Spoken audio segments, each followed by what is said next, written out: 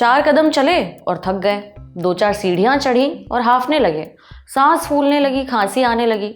अगर इन दिनों आपके साथ ऐसा हो रहा है तो ये एक इशारा है, इशारा इस ओर कि आपको पल्मोनरी हाइपरटेंशन हो सकता है। इस बीमारी में फेफड़ों का ब्लड प्रेशर बहुत ज़्यादा हाई हो जाता है। इससे दिल को ज़्यादा मेहनत करनी पड़ती है ताकि वो फेफड़ों तक सही से खून पहुंचा सके। इससे दिल पर प्रेशर बढ़ जाता है और उससे नुकसान पहुंचने लगता है। वक्त पर इलाज ना हो तो हार्ट फेल भी हो सकता है।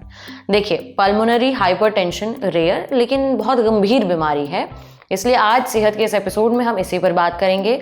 डॉक्टर से जानेंगे कि पल्मोनरी हाइपरटेंशन क्या है, ये बीमारी क्यों होती है, पल्मोनरी हाइपरटेंशन के लक्षण क्या हैं और इससे बचाव और इलाज कैसे किया जाए। सुनिए। Powered by Sensodyne K. SLS और पैराबेन गॉन, तो उसका करंट ऑन। What then? इसके पोटेशियम आयंस करें टूट का करंट गॉन, लाइफ का करंट ऑन।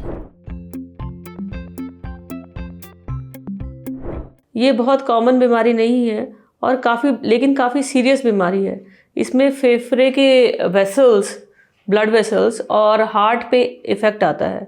बेसिकली बहुत सारे बीमारियों के कारण फेफड़ों का रक्तचाप बढ़ जाता है। फेफड़ों में रक्तचाप के बहुत सारे कारण होते हैं और इन कारण के बेसिस पे इस बीमारी को 5 समूह में बांटा गया है। सबसे इम्पॉर्टेंट है उसमें इडियोपैथिक पल्मोनरी हाइपरटेंशन। उसका मतलब ये है कि जिसका असली कारण हमें पता नहीं है और ये सबसे कॉमन टाइप की पल्मोनरी हाइपरटेंशन होती है और यूजुअली ये महिलाओं में ज़्यादा होती है। बहुत वक्त ये नवजात शिशु में ही पाई जाती है। पल्मोनरी हाइपरटेंशन के बाकी कारण जो हैं, जो कि ट्रीटेबल कारण है, वो है फेफड़ों की कोई बीमारी होना। फेफड़ों की बीमारी जैसे COPD, ILD, उसके अफेक्ट के कारण भी फेफड़ों में उच्च रक्तचाप हो सकता है। उसके अलावा फेफड़ों में खून के थक्के जम जाना, जिसको कि पल्मोनरी एम्बोलिज्म भी कहते हैं, उसके कारण भी फेफड़ों में उच्च रक्तचाप की समस्या हो सकती है। हार्ट की बीमारियों के कारण भी, वैल्वुलर हार्ट डिजीज़ या लेफ्ट साइड ऑफ हार्ट की जो बीमारियां होती हैं, उसके कारण भी फेफड़ों में उच्च रक्तचाप हो सकता है। इसके अलावा ऑटो इम्यून डिसऑर्डर्स जो होते हैं जैसे सिस्टमिक स्क्लेरोसिस, इनके कारण भी फेफड़ों में उच्च रक्तचाप हो सकता है। तो ये इनमें से कुछ कारण मॉडिफाइबल है, कुछ कारण नॉन मॉडिफाइबल है। मतलब कुछ कारण ऐसे हैं जिनका कि ख्याल किया जा सकता है, कुछ कारण ऐसे हैं जिनको कि ट्रीट नहीं भी किया जा सकता है। ऐसे पेशेंट्स को सांस लेने में तकलीफ, काम करने की क्षमता कम होना, चलने फिरने में सांस फूलना, छाती में दर्द होना, होंठ नीले पड़ना या पैरों में सूजन आना, खांसी होना या छाती में दर्द होना, ऐसे सिम्टम आ सकते हैं। इन सिम्टम्स की जांच करने पे ही पता लगता है कि फेफड़ों में रक्तचाप ज़्यादा है। इन्वेस्टिगेशन है जिससे हमें पता लगता है कि पेशेंट को पल्मोनरी आर्टेरियल हाइपरटेंशन है। फर्स्ट है एको। जब एको ये संकेत करती है कि पल्मोनरी आर्टेरियल हाइपरटेंशन हो सकती है तो उसकी आगे जांच की जाती है जानने के लिए कि उसका कारण क्या है। जब सारे बाकी कारण रूल आउट हो जाते हैं तो उसको इडियोपैथिक पल्मोनरी आर्टेरियल हाइपरटेंशन कहा जाता है। इन सारे जांचों में कुछ ब्लड इन्वेस्टिगेशन शामिल है। इसके अलावा पल्मोनरी एंजियोग्राफी, जिससे कि पता लगे कि ब्लड वेसल्स का साइज़ कितना है या उसमें कोई एम्बोलिज्म है कि नहीं है, वो है। कभी कभी हार्ट के MRI की भी ज़रूरत पड़ती है देखने के लिए कि हार्ट का में कोई बीमारी तो नहीं है। इस टाइप की बहुत सारी इन्वेस्टिगेशन की ज़रूरत पड़ सकती है और जो एक इन्वेस्टिगेशन जिससे ये बात पक्का हो जाती है कि पल्मोनरी आर्टेरियल हाइपरटेंशन है, उसे राइट हार्ट कैथेटराइजेशन बोलते हैं। इस बीमारी के इलाज के लिए ऑक्सीजन थेरेपी, कुछ खून पतला करने की दवाइयाँ, स्पेशली उन लोगों में जिनमें कि लंग्स में थक्के जम जाते हैं, कुछ ऐसी दवाइयाँ जिससे कि पैरों में सूजन हो तो शरीर का पानी निकल जाए, ऐसी दवाइयाँ जिन्हें डाययूरेटिक्स बोलते हैं, वो दिए जाते हैं। स्पेसिफिक ट्रीटमेंट में वेज़ोडायलेटर्स दिए जाते हैं जिसमें कि कैल्शियम चैनल ब्लॉकर्स होते हैं। कुछ और वेज़ोडायलेटर्स होते हैं जैसे कि सिल्डेनाफिल, टाडालाफिल, बुसेंटन। ये स्पेसिफिक दवाइयाँ हैं जो पल्मोनरी आर्टेरियल हाइपरटेंशन में दी जाती हैं।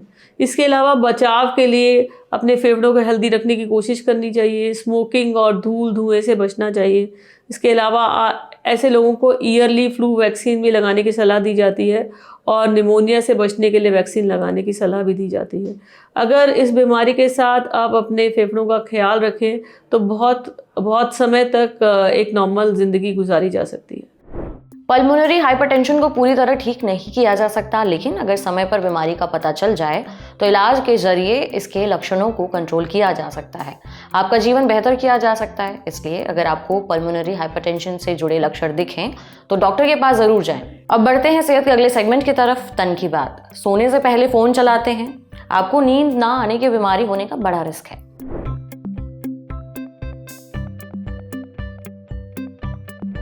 क्या आप सोने से पहले खूब फोन चलाते हैं? क्या फोन चलाए बिना आपको नींद नहीं आती? क्योंकि अगर ऐसा है तो आपको इंसोम्निया होने का बड़ा रिस्क है। इंसोम्निया एक स्लीप डिसऑर्डर है, यानी नींद से जुड़ी एक दिक्कत। जिस भी व्यक्ति को इंसोम्निया होता है उसे सोने में बड़ी परेशानी आती है, अक्सर उसे नींद नहीं आती। अगर आ भी जाए तो अच्छी नींद आएगी इसकी गारंटी नहीं होती, ऐसे लोगों की नींद टूटती भी खूब है। हाल ही में फ्रंटियर्स इन साइकेट्री नाम के जर्नल में एक स्टडी छपी, इसे नॉर्वे, ऑस्ट्रेलिया और स्वीडन के रिसर्चर्स ने किया है। इस स्टडी के मुताबिक बेड में हर 1 घंटे फोन चलाने से इंसोम्निया का रिस्क 59% तक बढ़ जाता है। यही नहीं, सोने का टाइम भी कम हो जाता है, आपको औसतन 24 मिनट कम नींद आती है। स्टडी को करने के लिए रिसर्चर्स ने Norwegian 2022 students health and wellbeing survey का डेटा लिया। इसमें 18 से 28 साल के 45,000 से ज़्यादा युवाओं का डेटा था। इसमें उनसे उनके स्लीप पैटर्न और स्क्रीन के इस्तेमाल के बारे में पूछा गया था, माने वो कब सोने जाते हैं, कितना टाइम लगता है सोने में, कब उठते हैं, नींद की क्वालिटी कैसी है और सोने से पहले वो किस तरह का कंटेंट देखते हैं। कंटेंट के लिए उन्हें 6 ऑप्शन दिए गए: फिल्में या सीरीज देखना, सोशल मीडिया चलाना, इंटरनेट पर कुछ ढूंढना, गाना, कोई ऑडियो बुक या पॉडकास्ट देखना, गेम खेलना, पढ़ाई से जुड़ी चीज़ें देखना। फिर उनके जवाब के आधार पर उन्हें 3 कैटेगरी में बांटा गया। पहली कैटेगरी उनकी जो सोशल मीडिया चलाते हैं, दूसरी उनकी जो सोशल मीडिया के साथ साथ कुछ और भी करते हैं, तीसरी उनकी जो सोशल मीडिया नहीं चलाते। जानते हैं एनालिसिस के बाद क्या पता चला? पता ये चला कि आप स्क्रीन पर कुछ भी देख रहे हो, इसका आपकी नींद पर असर पड़ता ही है। माने चाहे आप सोशल मीडिया चला रहे हो या पढ़ाई कर रहे हो, अगर सोने से पहले फ़ोन या लैपटॉप की जगमगाती स्क्रीन आपके सामने है तो आपकी नींद डिस्टर्ब होनी तय है। इंसोम्निया का खतरा बढ़ना ही है। दरअसल जब आप स्क्रीन पर कुछ देख रहे होते हैं तो आपका दिमाग एक्टिव होता है, आप लेटे भले होते हैं लेकिन आराम नहीं कर रहे होते, सो नहीं रहे होते। नतीजा, नींद देर से आती है, उसकी क्वालिटी घट जाती है, फिर धीरे धीरे ये एक पैटर्न बन जाता है और इंसोम्निया होने का खतरा बढ़ जाता है। इसलिए ज़रूरी है कि सोने से कम आधे 1 घंटे पहले फ़ोन या लैपटॉप चलाना बंद कर दें, नेट भी ऑफ कर दें ताकि नोटिफिकेशंस आपका ध्यान न भटकाएं। हमने डॉक्टर संतोष बांगर से पूछा कि अच्छी नींद के लिए और क्या क्या किया जा सकता है। डॉक्टर संतोष कहते हैं कि अगर इंसोम्निया से बचना है तो अपनी नींद को महत्व दें, सोने का एक टाइम बनाएं, फिर उस टाइम से 10-15 मिनट पहले बेड पर चले जाएं। आपका बेड और बेडरूम दोनों ही साफ सुथरे होने चाहिए, इससे नींद आने में आसानी रहती है। सोने से 1-1.5 घंटा पहले मोबाइल, फ़ोन, टीवी और लैपटॉप बंद कर दें। अगर कमरे की लाइट ऑन हो तो उसे भी ऑफ कर दें। अगर लेटे हुए 15-20 मिनट हो गए हैं और फिर भी नींद नहीं आ रही तो बेड से उठ जाएं, कोई किताब पढ़ें, फिर जब नींद आने लगे तो दोबारा लेट जाएं। साथ ही सोने से करीबन 3 घंटे पहले तक कैफीन या निकोटीन से भरपूर चीज़ें जैसे चाय, कॉफ़ी या सिगरेट ना पिएं। हालांकि अगर बीते कई दिनों से आपको नींद ना आने की दिक्कत हो रही है या रात में आपकी नींद टूट रही है, थके होने के बावजूद सो नहीं पा रहे हैं, तो हो सकता है कि आपको इंसोम्निया हो। ऐसे में डॉक्टर से ज़रूर मिल लें, समझे। अब बारी है सेहत के आखिरी सेगमेंट की, खुराक यानी एक झक्कास सी हेल्थ टिप। जानिए डायबिटीज़ वाले गर्मियों में कौन कौन से फल खा सकते हैं।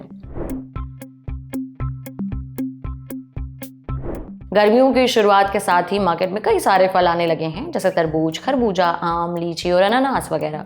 अब जिन लोगों को डायबिटीज़ नहीं है वो तो कोई भी फल बिना टेंशन के खा सकते हैं, पर जिन्हें डायबिटीज़ है उन्हें फल बड़ा संभल कर खाने पड़ते हैं ताकि फल की मिठास और फ़ायदे तो मिलें लेकिन शुगर लेवल ना बढ़े। हमने डाइटिशियन श्रेया कत्याल से कुछ ऐसे फलों के बारे में पूछा जिन्हें खाने के बाद भी डायबिटीज़ वालों का शुगर लेवल नहीं बढ़ेगा। डाइटिशियन श्रेया कहती हैं कि गर्मियों में डायबिटीज़ के मरीज जामुन खा सकते हैं। इसका ग्लाइसेमिक इंडेक्स 25 होता है, यानी ये कम होता है। ग्लाइसेमिक इंडेक्स कम होने का मतलब है कि जामुन खाने के बाद कार्बोहाइड्रेट जल्दी ग्लूकोज में नहीं बदलता, नतीजा, ब्लड शुगर लेवल भी तेज़ी से नहीं बढ़ता, जिससे शुगर कंट्रोल करने में मदद मिलती है। जामुन में fibre, vitamin C, iron, potassium और एंटीऑक्सीडेंट्स भी पाए जाते हैं, यानी इसे खाने से हाजमा सुधरता है, पेट जल्दी खराब नहीं होता, इम्यूनिटी मजबूत होती है और ब्लड प्रेशर भी कंट्रोल में रहता है, जिससे दिल की सेहत सुधरती है।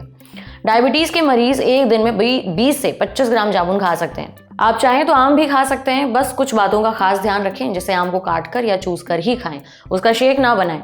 जब आम का शेक बनाया जाता है तो उसमें अलग से चीनी डाली जाती है, कई बार आइसक्रीम भी पड़ती है, जिससे शुगर लेवल बढ़ सकता है। अगर मुमकिन हो तो बहुत पका आम ना खाएं। एक आम का ग्लाइसेमिक इंडेक्स 56 होता है, जो मीडियम कैटेगरी में आता है। अगर आम बहुत पका होगा तो उसका ग्लाइसेमिक इंडेक्स ज़्यादा होगा। ये डायबिटीज़ के मरीजों को दिक्कत दे सकता है। ऐसे में थोड़ा कच्चा आम खाना ज़्यादा सही रहेगा। आप एक दिन में 100 से 120 ग्राम आम खा सकते हैं। आप खरबूजा खा सकते हैं, लेकिन सीमित मात्रा में। खरबूज का ग्लाइसेमिक इंडेक्स 65 होता है, जो मीडियम माना जाता है, यानी अगर ज़्यादा खाया जाए तो खरबूजा तेज़ी से शुगर लेवल बढ़ा सकता है, लेकिन इसे कम मात्रा में खाना सेफ माना जाता है। डायबिटीज़ के मरीज़ हर दिन 100 से 150 ग्राम खरबूज खा सकते हैं। ये पानी से भरपूर होता है, यानी इसे खाने से शरीर हाइड्रेट रहता है। इसमें विटामिन सी और विटामिन ए पाया जाता है, यानी ये इम्यूनिटी बूस्ट करता है और स्किन के लिए भी अच्छा है। देखिए, अगर मन बहुत है तो फिर आप थोड़ा सा तरबूज भी खा सकते हैं, हालांकि इसका ग्लाइसेमिक इंडेक्स 72 होता है। लेकिन अगर बहुत सीमित मात्रा में खाएं तो ब्लड शुगर पर ज़्यादा असर नहीं पड़ेगा। कभी भी तरबूज आधे कप से ज़्यादा ना खाएं और खाली पेट तो कतई ना खाएं। कुछ ऐसे फल हैं जो हर मौसम में आते हैं, आप इन्हें भी खा सकते हैं, जैसे चेरीज, चकोतरा, नाशपाती, सेब और संतरा वगैरह। इन फलों का ग्लाइसेमिक इंडेक्स कम होता है, जिससे ब्लड शुगर लेवल तेज़ी से नहीं बढ़ता। आज सेहत में इतना ही। अच्छा, अगर आप डॉक्टर हैं या फिर आपका डॉक्टर से सवाल है, इस ईमेल आईडी पर डाल दीजिए sehat.lalantop@gmail.com। सूचना समाप्त। शुक्रिया।